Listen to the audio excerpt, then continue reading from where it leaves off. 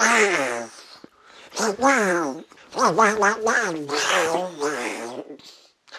travaille mon style de karaté du tigre.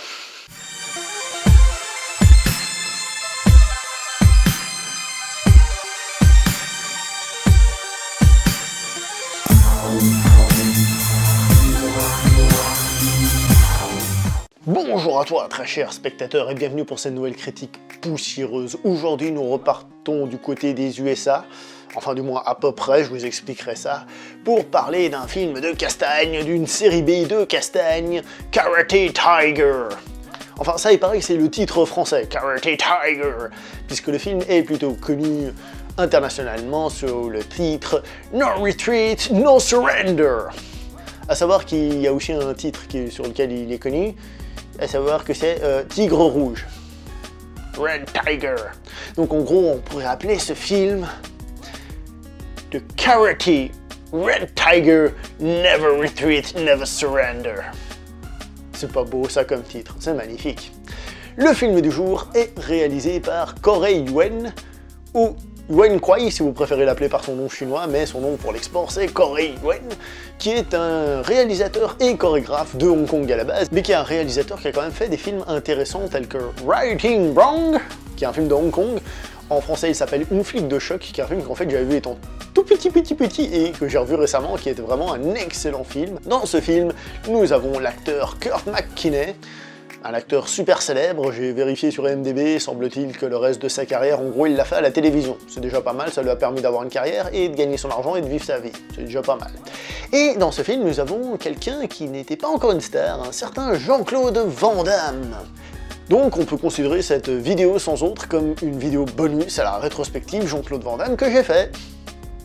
Mais je tiens déjà à dire, pour pas que les gens s'emballent, Jean-Claude Van Damme dans ce film, on le voit dans deux scènes, il fait un méchant, on le voit au tout début et on le voit à la fin, c'est tout, faut pas le voir pour Jean-Claude Van Damme. La note que je vais donner à ce film, c'est un peu compliqué, vous me direz je dis ça tout le temps, mais c'est un peu compliqué parce que c'est pas un bon film, mais j'y ai passé un moment vaguement agréable. Vous voyez ce que je veux dire? Donc j'hésite entre 4 et 5. À savoir que 5 c'est la moyenne, mais bon, pour moi la moyenne c'est pas juste la moyenne. Mais le film est pas bon, donc en même temps lui donner 5, j'ai donné 5 à des films qui étaient honnêtement ou formellement meilleurs, mais un peu compliqué, allez, soyons fous, allez. 4 sur 10, on va être méchant, voilà, pourtant il y a des choses à en tirer. Alors d'abord je vous ai dit que c'était un film américain. D'après les informations que j'ai trouvé pays d'origine États-Unis. Mais le truc, c'est que le film, il est produit, et quand on voit les logos au début du film, par une société qui s'appelle Seasonal. Et Seasonal, c'est une boîte de Hong Kong. C'est une boîte de Hong Kong qui est même celle qui a révélé Jackie Chan. Alors pas celle qui lui a donné ses premiers rôles, puisque Jackie Chan avait une carrière de film de kung-fu, on va dire sérieux, ils essayaient de faire de lui le nouveau Bruce Lee, Lo Wei essayait de faire de lui le nouveau Bruce Lee. Et en fait, il a été prêté à la Seasonal, et là, il a fait deux films qui ont marqué, à savoir, en français, le magnifique titre « Le Chinois se déchaîne », et il a fait aussi, donc deuxième film, Le Maître Chinois en français, le fameux Drunken Master, qui sont des films qui ont, pas créé, mais qui ont lancé une vague de popularité pour la kung-fu comédie, et donc les deux premiers gros succès de Jackie Chan. Donc c'est quand même une boîte qui a fait des petits bons trucs. C'est plutôt une boîte de série B, mais de série B efficace. Après, évidemment, ils ont aussi fait des mauvais films, hein, faut pas se leurrer. D'ailleurs, profitons pour regarder le logo de la Seasonal tel qu'il apparaît dans le film Le Chinois se déchaîne. Vous voyez, c'est le même logo, mais il fait un petit peu plus chinois quand même, vous trouvez pas, hein? Et regardez le nom du producteur qui s'affiche à l'écran de ce film-ci.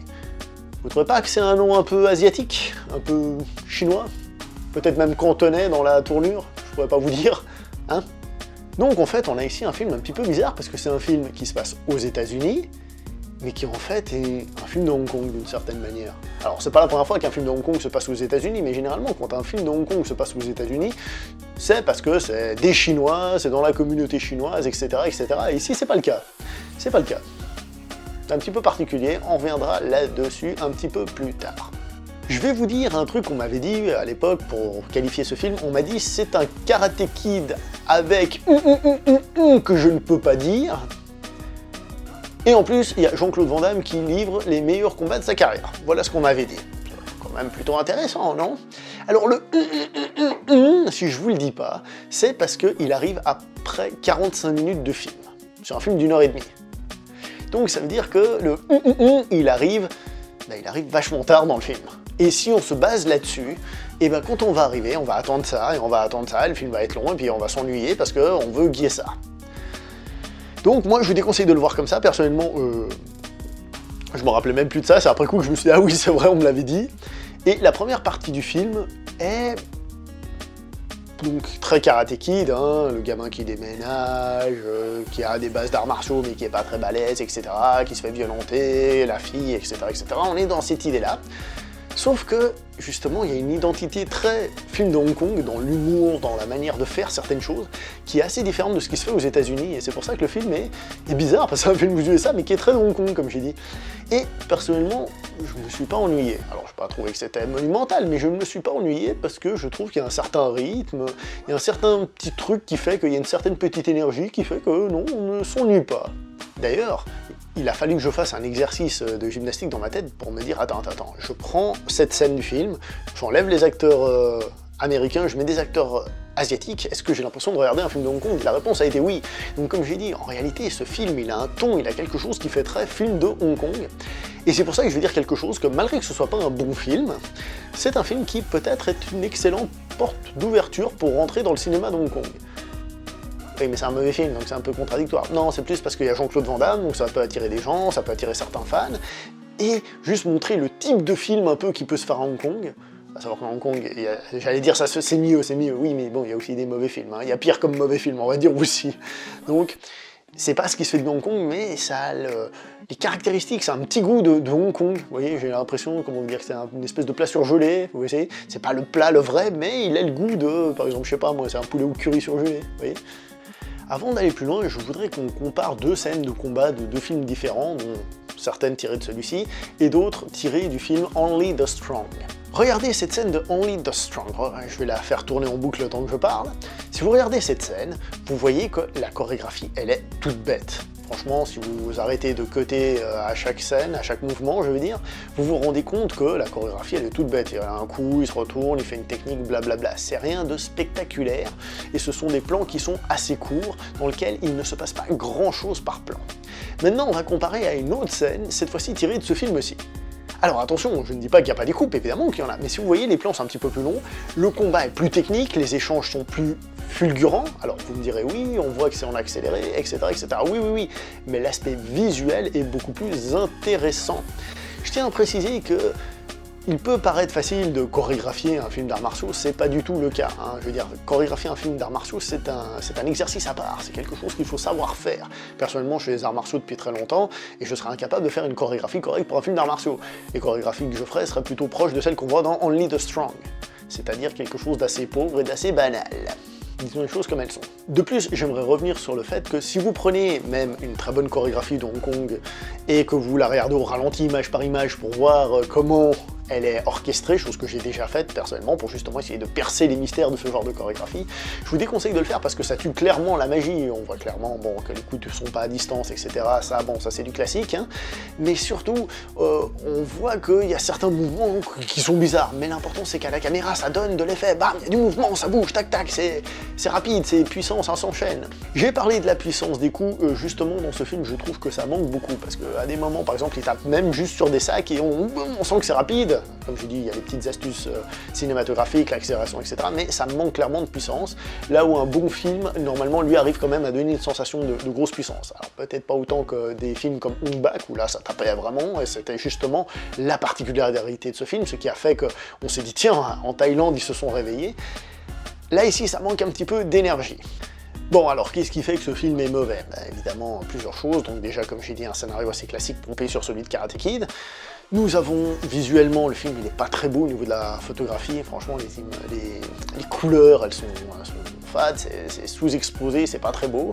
Les méchants, alors ça, c'est un truc assez classique dans les films d'arts martiaux, mais qui sont juste là pour être très méchants, on les voit au début et à la fin, ils sont pas hyper intéressants. Alors dans un film de kung-fu en costume traditionnel, des fois j'aime bien parce qu'on dit juste c'est une guéguerre d'école, et étant une guéguerre d'école d'arts martiaux, bon, on n'a pas besoin de nous raconter l'histoire qu'on nous a déjà racontée plusieurs fois, on sait ce que ça signifie. Là ici, ils sont un petit peu transparents. Le film se permet aussi de prendre des raccourcis absolument démentiels, à tel point que je me suis demandé, attends, est-ce que le film, dans la version que je l'ai vu, est-ce qu'il n'a pas eu des coupes ? Est-ce qu'il n'a pas été coupé? Parce qu'il faut savoir que c'est quelque chose qui arrivait souvent dans les films de Hong Kong où on coupait des scènes. Et là, il y a des moments, il y a des trucs qui s'enchaînent, tu fais quoi. Je parle, par exemple, du moment où il rencontre sa copine. « Ah, salut, c'est toi, machin !» T'es là, attends, mais t'étais peut-être au début, mais je t'ai pas vu, enfin, j'ai pas fait attention, j'ai pas d'utilité, qu'est-ce qui se passe? Attends, qu'est-ce qui se passe-t-il? Et ça, plusieurs fois, il y a le film qui prend des gros raccourcis comme ça, du jour au lendemain, il y a même quelques faux raccords qui m'ont fait dire peut-être, je dis bien peut-être, qu'il y a des scènes coupées, mais en tout cas, le film dans l'état, franchement, il y a des moments où les choses s'enchaînent un peu bizarrement, un peu rapidement. En plus des choses un peu bizarres, ça c'est encore une autre histoire, parce que le scénario du film, à des moments, il est un peu chelou. Le que je vous ai dit est quelque chose de très chelou, mais ça personnellement j'ai plutôt aimé, justement ça fait partie un peu de la magie du film, mais en règle générale il se passe quand même des choses un petit peu bizarres à des moments dans le film, des situations, de personnages qui arrivent au moment où, alors on sait pas pourquoi il arrive à ce moment-là, mais c'est le moment où il fallait qu'il soit là.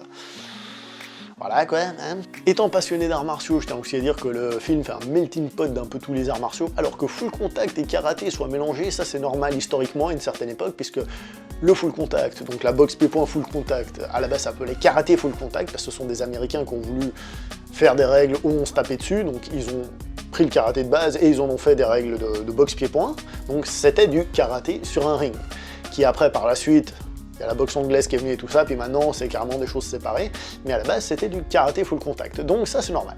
Sauf qu'au bout d'un moment dans le film vient s'inviter le kung fu. On sait pas pourquoi, mais tout d'un coup il y a des kung fu. Kung fu un peu stéréotypé hein, d'ailleurs, d'accord? Mais il y a ça qui vient s'inviter, donc on est dans un fourre-tout magnifique, il y a même une partie de combat au sol, au bout d'un moment dans le dernier combat, alors combat au sol je suis pas en train de vous parler de MMA ni de Jiu-Jitsu brésilien, hein, je parle des gens qui tombent, un coup de pied à terre et tout, si c'est de la boxe pied-point, normalement il n'y a pas ça. Hein.